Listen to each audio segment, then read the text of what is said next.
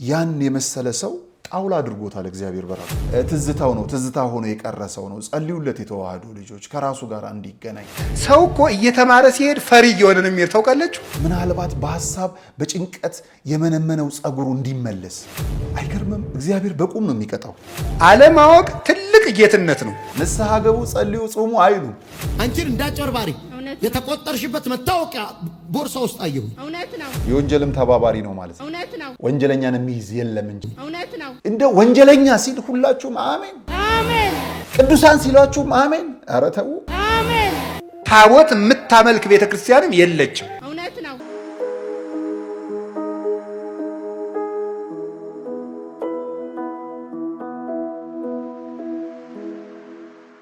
ሰላም ተነስተልን ክብራን ተመልካቾቻችን እንደምን አላችሁ ይህ ቃለ ቀርን ሚዲያ ነው ከኔ ጋር ቆይታን ስለምታደርጉም ከልብ አመሰግናለሁ ሰሞኑን የምንሰማቸው ነገሮች ከባዶች ናቸው በተለይም ደግሞ ግለሰባዊ የሆኑ ጉዳዮች ከፍ ይያሉ ሀገራዊ መልኮችን እንዳናይ አንዳንዴም ደግሞ አለፈ ሲል የግለሰብ ጉዳዮች እየተነሳ ወደ ቤተ ክርስቲያን እየተጓዘ ያለበትን እልፍ ጉዳዮች እናነሳለን ከነዚህ ነገር ጀርባ ምንድነው እሱ ብለን ልንመረምር ይገባል አንድ ነገር ተሰጥቶን ሳምንት አይቆይም ገና እኩል ላይ ያለ ሳምንቱ ሳይደርስ አዲስ አጀንዳ ይሰጠናል ህይወታችን ቢዚ ይሆናል ከጸሎት እንድንለያይ ከእግዚአብሔር ጋር እንዳንታረቅ ህብረት አንድነታችንን እንዳናመጣ ስለ አንዲቷ ሀገር እንዳናስብ ብዙ ሐሳቦች ይሰጠናል የሚገርመው ደግሞ ሁሉንም ሐሳቦች እንቀበላለን ሰሞኑን ካያችሁት የእግዚአብሔር መልክ የጠፋባቸው ሴቶች በአደባባይ ወጥተው ሴትነትን ሲያረክሱ አለፍ ሲልም ደግሞ ከእግዚአብሔር ጋር ሊያጣሉንም ሲሞክሩ ስንመለከታቸው ነበር በጣም በሚያስገርም በሚያስደንቅ መልኩ ማለት ነው እነዚህ ሴቶች ዓላማቸው ምንድነው ብለን ስናስብ ግብር ተቀባያቸው ሰይጣን መልእክተኛ ነው የሆኑት ለዚህ ደግሞ ምንድነው ማስረጃ ካላችሁኝ እነዚሁ ሴቶች መልሰው ሴት እህቶቻችንን ከሃይማኖት ማለያየት ነው ዋነኛ ዓላማችን ሲሉ ይደመጣሉ ከዚህ ውጪ ማስረጃ የለንም እሱን አለፍ ብለን ደግሞ ትተን እንዲሁ የአንድ እህታችን መደፈር በዚሁ በማህበራዊ ሚዲያ ላይ ሐሳብ ሆኖ ሲመጣ የዚችን የእህታችንን መደፈር ጉዳይ ወደ ቤተ ክርስቲያን አድርጎ አሳድጎ ትልቁን ምስል ለማጥፋት የሚደረግ ሂደትና ሩጫ ቆም ብሎ መታየት መቻል አለበት ነገርን በልኩ እየመዘንን ግለሰቦችን በግለሰብ ብቻ ያያየን መሄድ መቻል አለብን የኢትዮጵያ ኦርቶዶክስ ተዋሕዶ ቤተክርስቲያን አስተምህሮ እንዲሁ ከኢትዮጵያ ኦርቶዶክስ ተዋሕዶ ቤተክርስቲያን ደግሞ አስተምህሮ አፈንግጠው ውጪ የወጡ ሰዎችስ ምን አይነት ሐሳብ አላቸው የሚለውን ደግሞ ቆም ብለን ማየት ይጠበቅብናል አንዳንዶች ሲሆንላቸውና ክርስቶስን ሲያውቁ በክርስትናው በተዋሕዶ ቤት ይቆዩና ሌላ ከክርስቶስ ሌላ ነገር አለ ብለው ሲያስቡ ምናልባትም ወጣ ይላሉ ከዛ አልሆንላቸው ሲሉም ይመለሳሉ እንኳን ደህና መጣችሁ ነው የምትለው የተዋሕዶ ቤት ግን ወጥተው የቀሩትስ ካፈርኩ አይመልሰኝ በሚል አስተሳሰብ ልክ እንደነ በጋሻው እንደዚሁ ደግሞ እንደነ ትዝታ ሆኖ የሚቀሩ ሰዎች አሉ እነዚህንና የኢትዮጵያ ኦርቶዶክስ ተዋሕዶ ቤተክርስቲያን ትክክለኛ አስተምህሮቿን ከመልእክት በኋላ ስንመለስ በደንብ እንነግራችኋለን ማለት ነው ከኛ ጋር ቆይታን አድርጉ ሰላም እግዚአብሔር ከሁላችን ጋር ይሁን አስፈሪው ክረምት አስጨናቂ ወቅት አባቶቻችንን ይፈትናል መነኮሳቱ ስለ ነፍስ ሲሉ ከበረሃ ጾም ጸሎቱ ሳይከብዳቸው ነገር ግን በባህት ጦት ተጨንቀው እኛ በምቾት ከቤታችን ሰላማዊ እንቅልፍ እንዴት ይወስደናል አብረን በባህት ባንወሰን የሥጋ ድካም ቢበረታብንም እኛ ሰርተን እንዲባረክ ያገኘነው እንዲበረከትልን ምጽዋታችንን ለገዳማውያኑ እንላክ መነኮሳቱ ደግሞ የላክነውን መባችንን መድኃኔ ዓለም እንዲቀበልልን በፊቱ እንዲመዘግብልን ጸሎት ያደርጉልናልና የሙታንሳ አባቶቻችንን በዓት ስለ መድኃኔ ዓለም ስንል አብረን እንጨርሰው ክቡራን ተመልካቾቻችን ተመልሰን ተገናኝተናል እንግዲህ ቅድም ልክ እንዳልኳችሁ ነው ትዝታ ሆነው የቀሩ ሰዎችን እልፍ ናቸው ለማሳየት ግን ራሱ ትዝታውን እናመጣለን ከዛ በፊት ግን የኢትዮጵያ ኦርቶዶክስ ተዋሕዶ ቤተክርስቲያን ብናዝንም ብንደሰትም ብንከፋም ብንስቅም መሰረታችን ክርስቶስ ነው አስተምህሮ ይሄንን ይመስላል እስኪ ተመልከቱ እግዚአብሔር መዛኝ ነው ይፈትናል ይለካል ሁሉም ሰው የተሰጠው ጸጋና በረከት አለው የእግዚአብሔር ሚዛን ውስጣችንን ይለካል ሰው ፊትን ያያል ፊትን ነው የሚመዝነው፣ አኗኗር ነው የሚያየው፣ ሁኔታን ነው የሚያየው። የሰው ሚዛኑ የተለያየ ነው፣ ማዳኑም ከንቱ ነው። እግዚአብሔር ግን ሚዛኑ ልክ ነው፣ ማዳኑም ዘላለማዊ ነው፣ በረከቱም የማይቋረጥ ነው።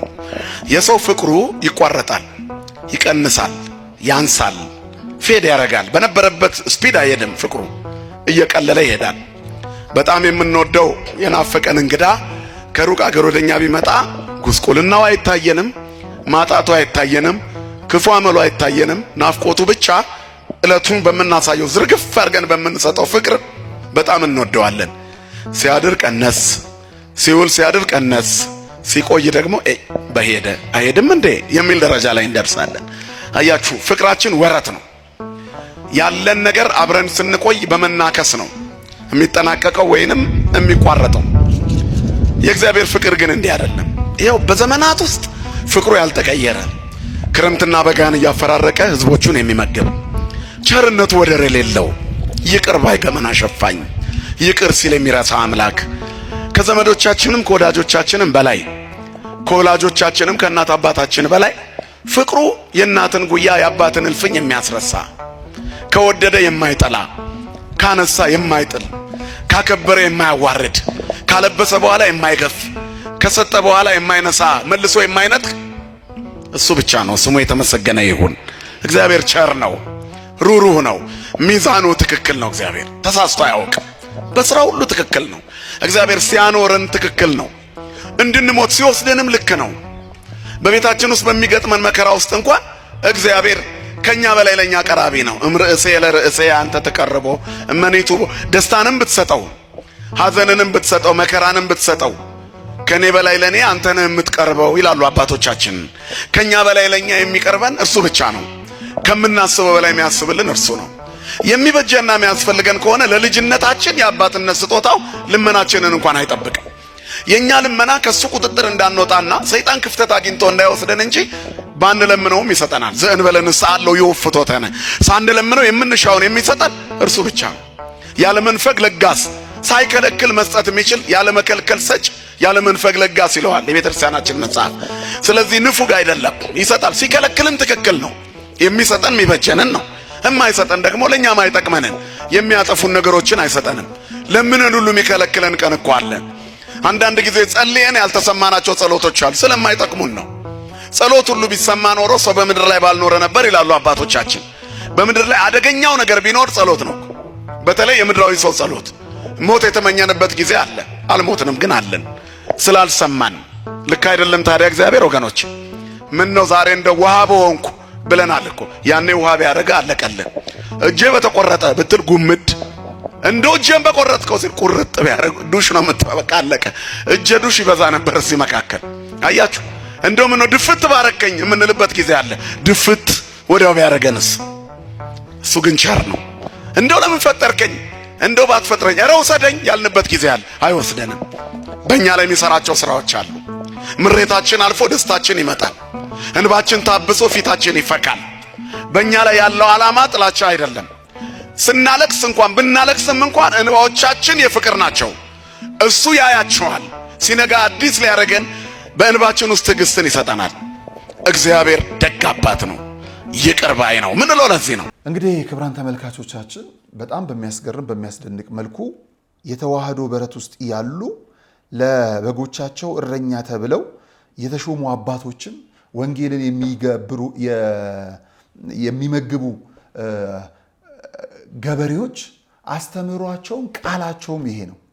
ግን በአንድ ወቅት እኛ ጋር የነበሩ የሆነ ነገር ይሆናል ብለው የወጡ በዛው ልክም ደግሞ እዚህ መጾም መጸለይ ማስቀደሱ የከበዳቸው ከሥርዓተ ቤተክርስቲያን ከሕገ ቤተክርስቲያን ውጪ ከሕገ መንግስቱም ውጪ ያፈነገጡ ድርጊትን ያደረጉ በዛኛው ቤት መደበቂያ ራሳቸውን ያደረጉ ምን አድርገዋል? ጅራፍ ራሱ ገርፎ ራሱ ይጮሃል ልክ እንዲሉ እዛኛው ቤት ሆነው እዚህኛው ቤት መናከስ ይጀምራሉ። ለዚህ ትልቁ ምሳሌ ትዝታው ነው። ትዝታ ሆኖ የቀረሰው ነው። ጸልዩለት የተዋህዶ ልጆች ከራሱ ጋር እንዲገናኝ ከልቡ ጋር እንዲሆን።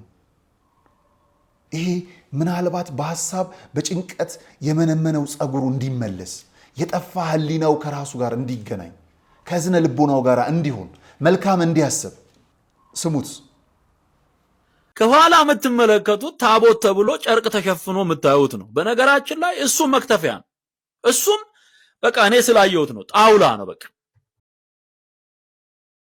አይገርምም? እግዚአብሔር በቁም ነው የሚቀጣው።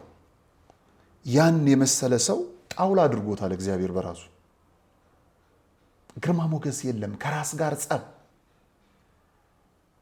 አቤት የነበረ ክብር በዝማሬው እልፎችን ያስከተለ፣ በስድብ አሁን ጥቂቶችን ነው ያስከተለው።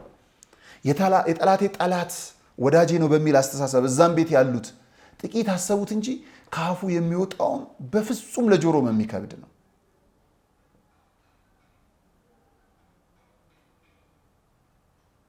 መጽሐፍ እናነባለን ይላሉ፣ ጭራሽ ያልተጻፈ። እናስተውላለን ይላሉ፣ የሌለ።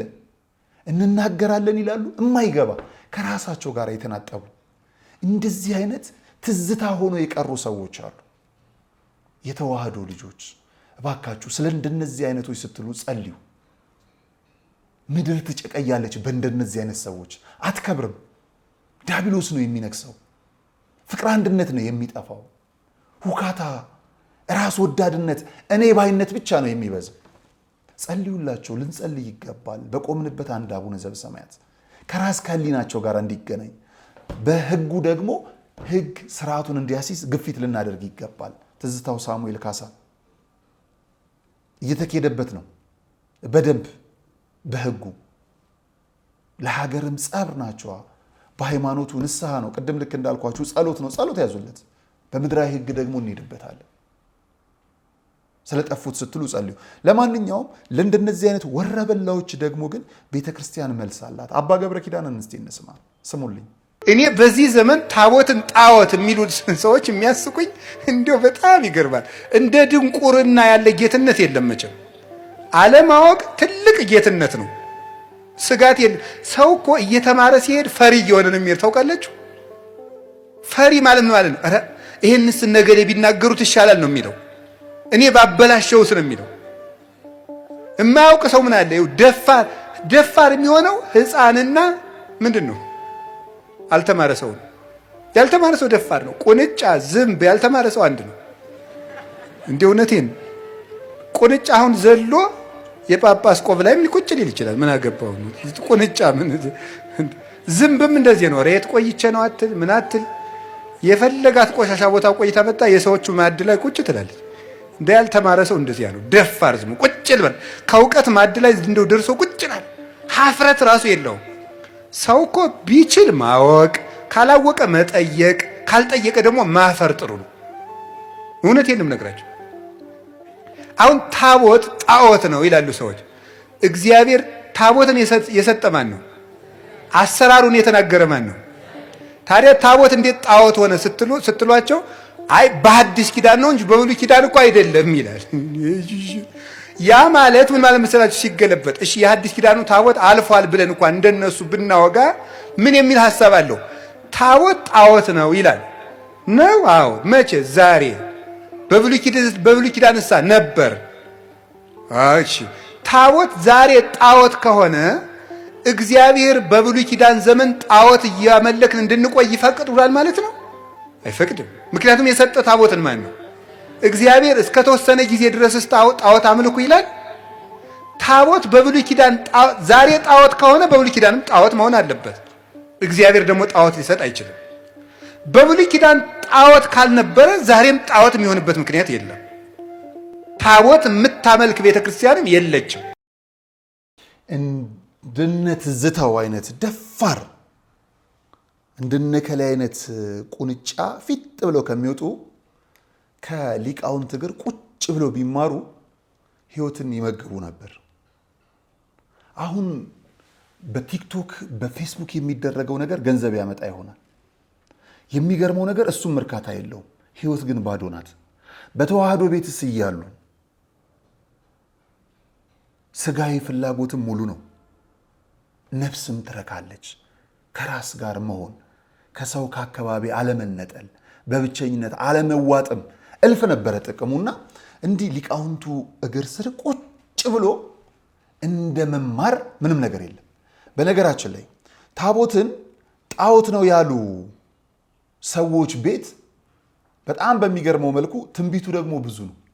ትንቢቱ ወርዶ የተበላሸ መታወቂያን እስከ ማወቅ ድረስ ነው። የተበላሸ ህይወትን መጠገን አላልኳችሁ። በመንፈሳዊ ህይወት የምትመላለሱበትን አይደለም። የምድር መጥፋትን አይተነብዩም። ንስሐ ገቡ፣ ጸልዩ፣ ጾሙ አይሉ። የገዢነት በትር እያሉ አጠና ይቸረችሩላቸዋል። የተጸለየበት ጸበል እያሉ ስፕሬ እድሜ ለዚህ ለኮሮና ያመጣዋል በሱ ይሸጡላቸዋል። ተመልከቱት ቀጣዩ እዛ ቤት ያለውን ጉድ እስቲ ተመልከቱ። መታወቂያ አይጠፋ ኋላ ከፍ ያለ ቦርሳ አየሁኝ። ቦርሳሽን ከፍ ያረግሽው ቦርሳ ውስጥ ምን እንደማይል እንገርሽ። የተበላሸ መታወቂያ አየሁ። እውነት ነው። ስምሽን የጠፋበት እውነት ነው። ተበላሽቷል። መታወቂያ አየሁ እዛ ውስጥ አይደለ? አንቺን እንደ ወንጀለኛ አንቺን እንዳጨርባሪ የተቆጠርሽበት መታወቂያ ቦርሳ ውስጥ አየሁ። እውነት ነው። ልቀይረው? አዎ ይቀየር። ልቀይረው? አዎ ይቀየር። ለሁላችሁ ነው የምተነበየው። አሜን። በከሰሷችሁ ዘንድ ስማችሁ ይታረማል። አሜን አሜን። እንደ ወንጀለኛ የተቆጠራችሁበት ሰፈር ለክብር ትጠራላችሁ። አሜን። እዚህ ጋር ሁለት ነገር እናንሳ። አንደኛ መታወቂያ ከቀየረ እዚህ የፌደራል ሰነዶች ማረጋገጫ ነው ወይስ ምንድነው እሱ? ምዝገባ ምናምን ማንነትን እየቀየረ ነው ይሄ ግለሰብ። የወንጀልም ተባባሪ ነው ማለት ነው። ለመልካምም ለመጥፎ ሰው ማንነቱን ቀይሮ ከመጣ ወንጀል ነው። ወንጀለኛን የሚይዝ የለም እንጂ በጣም በሚያሳዝን መልኩ ልቀይረው ብሏል። የጉድ ሀገር ገንፎ እያደር ይፋጃል ይላል የሀገሬ ሰውና በጣም በሚያስገርም መልኩ አንድ ይሄ ነው። ሁለተኛው ደግሞ ልንገራችሁ። እንደ ወንጀለኛ የታያችሁ ሲል አሜን ይላል። ይሄ ሁሉ ወንጀለኛ እዛ አዳራሽ ውስጥ ነበር ማለት ነው። ሰው በሴ ስለ አቤት ነው የምትለው፣ ነጋሽ ስለ አቤት ነው። ነጋሽ አንድ ነው ሊሆን የሚችለው ምናልባት በስም በመመሳሰል ሁለት ነው። እንደ ወንጀለኛ ሲል ሁላችሁም አሜን፣ ቅዱሳን ሲሏችሁም አሜን። ኧረ ተው። እርኩስም መጥፎም ሲሏችሁ አሜን ለዩ እንጂ የሆነ ኧረ ተው። የሚና መገለባበጥ አለ እንዴ? ቅዱስም ስትባሉ አሜን፣ እርኩስም ስትባሉ አቤትማ አይሆንም። ወንድም ሴትም አቤት አይባልም። ወንድ ለብቻው ሴት ለብቻው። ያይኔ እኮ ስንዱ ቤተ ክርስቲያን ወንድና ሴትን እኮ ቀላቅላ አጠራም። ወንድም ሴትም ሲባል እኮ እስቲ ሴቶች ልልበሉ ሲባል ሴቶች ነው። ወንድና ሴት አይነት ነው አይደለም እኮ። ለጥሪ ለአቀማመጥ እንኳን ወንድና ሴት ይለያል በዚህ ቤተ ክርስቲያን ውስጥ። እዚህ ወንጀለኛና ቅዱሱ እንኳን አይለይም እኮ። ቅዱሳን አቤት፣ እርኩሳን አቤት፣ ወንጀለኛ አቤት። በስመ አብ ወወልድ ወመንፈስ ቅዱስ አሐዱ አምላክ አሜን። አቤቱ አምላክ እኔ ሁሌ አንጀቴን የሚያርሱ አሉ መጋቤ ሐዲስ ይቺን ቤተክርስቲያን ላላወቋት የሚሰጡት ትንታኔ እስኪ ስሙልኝ። ኦርቶዶክሳዊ ተዋህዶ ሃይማኖትን ለመረዳት የፈለገ ሰው መጀመሪያ ሶስት ነገሮች ማጤን አለበት። አንደኛ ዶግማ የምንለው ወይም ደግሞ ነገረ ሃይማኖት የምንለው ኦርቶዶክሳዊ ተዋህዶ ቤተክርስቲያን ነገረ ሃይማኖቷ ዶግማዋ ምንድነው ብሎ መጠየቅ አለበት።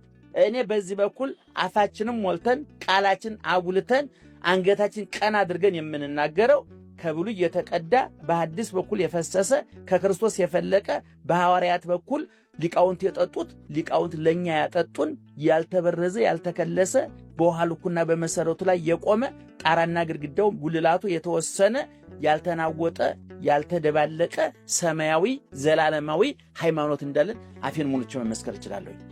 ዶግማው ማለት ነው። ዶግማ የምንላቸው በዋናነት አምስቱ አዕማደ ምስጢር ናቸው። ቁልፎቹ በዋናነት ምስጢረ ሥላሴ፣ ምስጢረ ሥጋዌ፣ ምስጢረ ጥምቀት፣ ምስጢረ ቁርባን፣ ምስጢረ ትንሣኤ ሙታን። እነዚህ አምስቱን ጥንቅቅ አድርጎ ማወቅ አለበት አንድ ሰው። ይህንን ሲያውቅ ግን በኦርቶዶክሳዊ ተዋህዶ ቤተክርስቲያን አስተሳሰብ ማዕቀፍ ውስጥ መሆን አለበት። ቤተክርስቲያን ውስጥ ስለ ክርስቶስ የምትለውን እንጂ ማወቅ ያለበት እሱ ስለ ክርስቶስ የሚያስበውን አይደለም። እኔ ወይም እሸቱ ስለ ክርስቶስ የሚለውን አይደለም። ቤተክርስቲያን በዚህ ጉዳይ ምን ነው የምታስተምረው?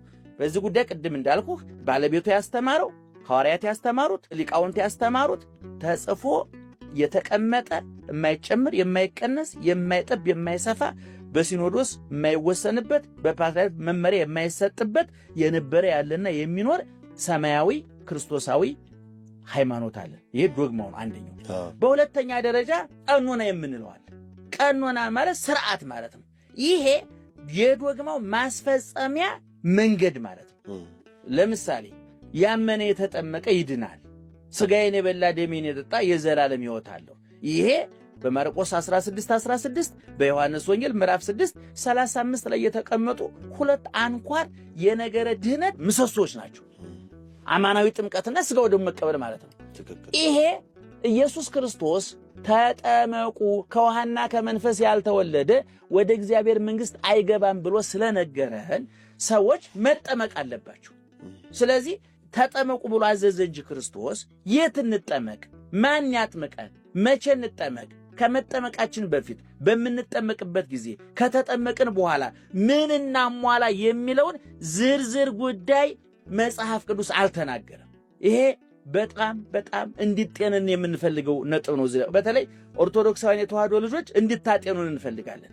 ሥጋዬን የበላ ደሜን የጠጣ የዘላለም ሕይወት አለው ብሎ ጌታ በወንጌል አዟል። ማዘዝ ብቻ አይደለም፣ በቃል የተናገረውን በተግባር ለማሳየት ዓርብ ሊሰቀል ሐሙስ ማታ ነገ በመስቀል ላይ የሚቆረሰው ሥጋዬ ነገ በመስቀል ላይ የሚፈሰው ደሜ ይሄ ነው፣ እንካችሁ ብሉ ጠጡ ብሎ ለሐዋርያት ሰጥቷቸዋል። በሐዋርያት በኩል ለእኛም ሰጥቶል። ዛሬ እንበለዋለን። ክቡራን ተመልካቾቻችን የሆነው እንግዲህ ሰላም እግዚአብሔር ከሁላችን ጋር ይሁን። ትዝታ ሆኖ የቀሩ ሰዎችን ነበሩ ከመባል አሉ ወደ መባል ያምጣል።